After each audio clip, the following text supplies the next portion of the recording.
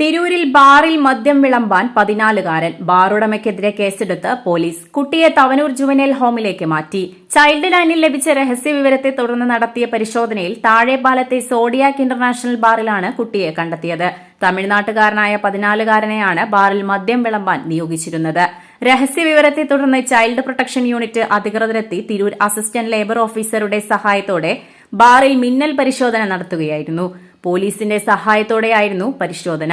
തുടർന്ന് assistant labour officer UV സുമിത്തിന്റെ പരാതി പ്രകാരമാണ് പോലീസ് കേസെടുത്തിട്ടുള്ളത്. നിലവിൽ ബാറുടമ മൂവാറ്റുപുഴ സ്വദേശി അജിത് കുമാറിനെയാണ് കേസെടുത്തിട്ടുള്ളത്. സംഭവത്തിൽ അന്വേഷണം ആരംഭിച്ചതായി തിരൂർ SI വിഷ K വിശ്വൻ അറിയിച്ചു. കുട്ടി 2 മാസം മുൻപാണ് തിരൂരിൽ എത്തിയതെന്നാണ് അധികൃതർക്ക് ലഭിച്ചിട്ടുള്ള പ്രാഥമിക വിവരം. കുട്ടിയെ തിരൂരിൽ കൊണ്ടുവന്നത് ആര് എന്നതുൾപ്പെടെ അന്വേഷിക്കുന്നുണ്ട്.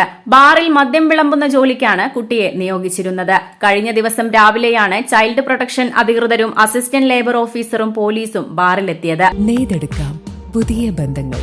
Bridal craft the wedding mall, Pan Bazar, Tirur. അപ്പോഴും കുട്ടി ജോലിയിൽ ഏർപ്പെട്ടിരുന്നു. കുറഞ്ഞ വേതനം നൽകിയാണ് കുട്ടിയെ കൊണ്ട് ജോലി ചെയ്യിച്ചിരുന്നതെന്നാണ് സൂചന.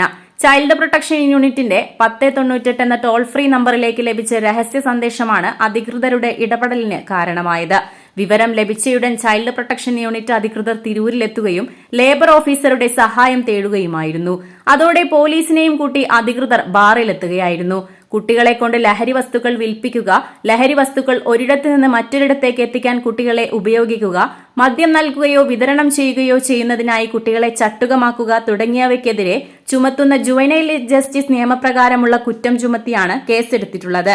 കുറ്റം തെളിഞ്ഞാൽ 7 വർഷം വരെ തടവും 1 ലക്ഷം രൂപ വരെ പിഴയും വിധിക്കാവുന്ന വകുപ്പാണിത്. Editor live, Tirur.